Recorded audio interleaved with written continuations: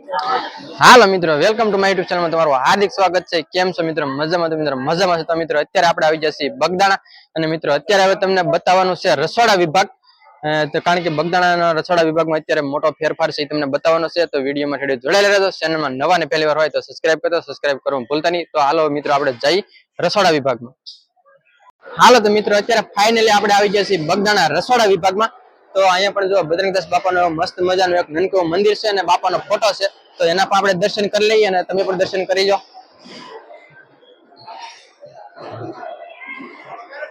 તો ચાલો મિત્રો હવે આપણે જવાનું છે અંદર રસોડા વિભાગમાં, કે કઈ રીતે અહીંયા રસોઈ બને છે અને કઈ કઈ રસોઈ ને એવું બધું કામ છે એ બધું તમને બતાવવાનું છે। તો વિડીયોમાં ઠેડી જોડાયેલા રહેજો અને ચેનલમાં નવા ને પહેલી વાર તો સબસ્ક્રાઇબ કરતા રહો। તો હાલો આપણે જઈએ અંદર રસોડા વિભાગ। તો હાલો મિત્રો આપણે જો અત્યારે આવી જશે રસોડા વિભાગમાં, પણ રસોડા વિભાગમાં અત્યારે આવી ગયા છીએ કારણ કે અત્યારે ફાઇનલી બધી રસોઈ બની ગયેલી છે અને અત્યારે આપણે રસોઈનું કામ બંધ છે, પણ તમને એમને બતાવી દઉં કે કઈ રીતે રસોઈ બધી બનાવે છે। તો હાલો તમને એમને બધા જે આ સોલો ને એવું છે એ બધું બતાવી દઉં।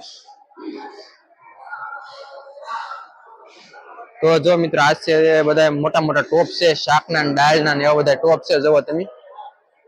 તો જો આવડા ટોપ છે અને આ છે બગદાણાનું રસોડું, જોવો તમે। તો જો મોટા મોટા ટોપ છે આ શાકના દાળના। તો આમાં શાક ને દાળ ને એવું બધું બનતું હોય છે, જોવો તમે। અને જો મિત્રો આમાં શાક ને દાળ ને એવું બધું બનીને જો મિત્રો અહીંયા જે બધું આ બાજુ નીકળતું હોય છે, જો આ બાજુ નળ છે, સીધા નળ ખોલે એટલે આ બધું શાક ને દાળ ને એવું બધું નીકળે છે। જો આ રીતનું બધું હોય રસોડું। તો જો મિત્રો આ છે બગદાણાનું રસોડું અને અહીંયા ભવ્યથી ભવ્ય રસોડું છે મિત્રો। તો જો મિત્રો આ છે બગદાણાની અંદર આ જે રસોડો છે, રસોડા વિભાગમાં એક અહીંયા લાડવા વાળવાનું મશીન છે, જોવો તમે। આ જે લાડવા વાળવાનું મશીન છે, અને અત્યારે તો શું છે કે અત્યારે બહુ મોટી સંખ્યામાં બહુ શ્રદ્ધાળુ ન આવે એટલે અત્યારે મશીન બંધ છે। પણ આ મશીનનો ક્યારે યુઝ થાય કે વર્ષમાં 2 વાર મોટી તિથિ આવે છે, એક ગુરુ પૂર્ણિમા આવે છે અને એક બજરંગદાસ બાપાની પૂર્ણ તિથિ આવે છે। ત્યારે મિત્રો બગદાણાની અંદર લાખો માણસોની ભીડ હોય તો ત્યારે મિત્રો આ લાડવા વાળાના મશીનનો યુઝ કરતા હોય છે। તો જો આ છે એ લાડવા વાળાનું મશીન છે, તમે જોઈ શકો છો, જુઓ મિત્રો।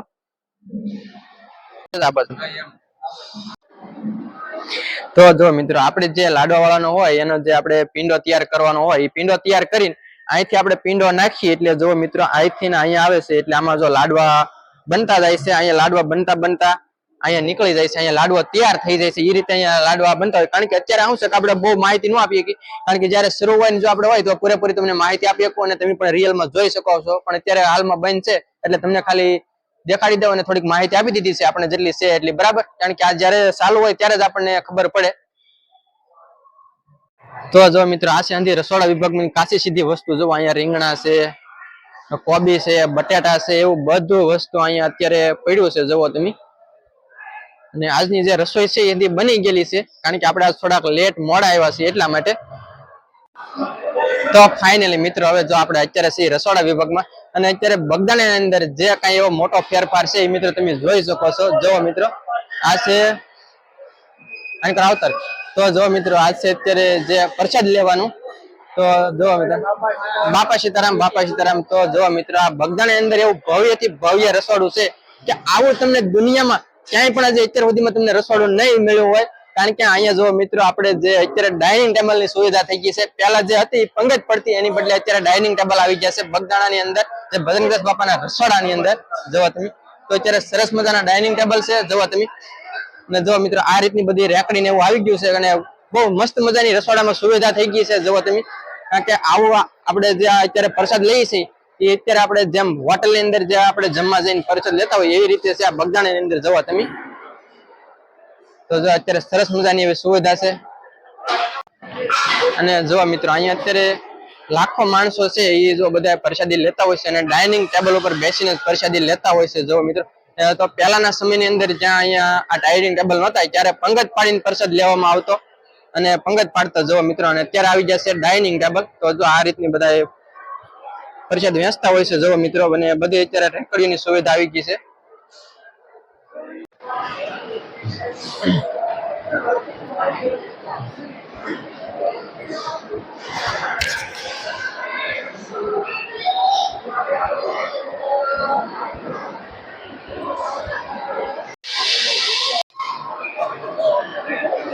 તો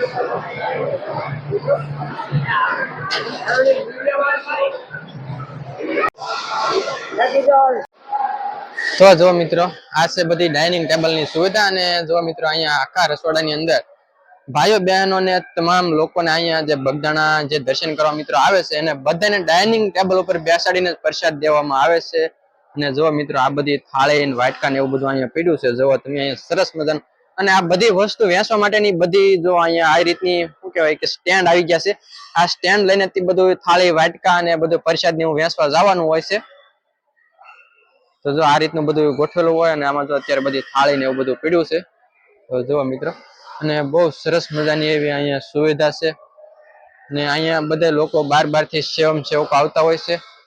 ને જુઓ મિત્રો અહીંયા બધા સેવકો જ છે આ રસોડા વિભાગની અંદર. અહીંયા બધા સેવકો બેઠા છે અત્યારે. જુઓ તમે એમાં બધા સેવકો હોય અને બધાની અલગ અલગ ડિપાર્ટમેન્ટમાં અલગ અલગ કામ હોય.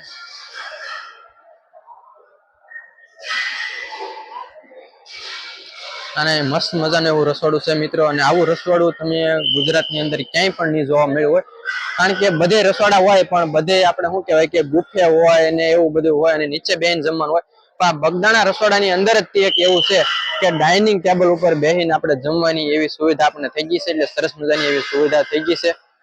અને જો મિત્રો આપણે અહીંયા પ્રસાદ લઈને ને અહીંયા જુઓ આપણે થાળી વાટકો ને એવું અહીંયા ધોવા આવવાનું. અને આપણે સરસ રીતે એવું ધોઈને પછી જ આપણે મૂકવાનું. જો અહીંયા 2 થી 3 પાણી આપણે અહીંયા ધોવાનું હોય. થાળી વાટકો અને આપણું જે કઈ હોય એ જોવો તમે 3 પાણીએ ધોઈને ચોખ્ખા પાણીએ ધોઈને પછી જ આપણે આ રીતે અહીંયા મૂકવાનું હોય. જોવો તમે તો એ પણ અહીંયા સરસ મજાની એવી ચોખ્ખાઈ છે, સુવિધા છે.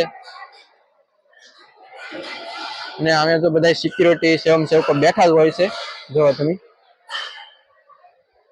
એટલે બહુ મસ્ત મજાની એવી સુવિધા છે અહીંયા.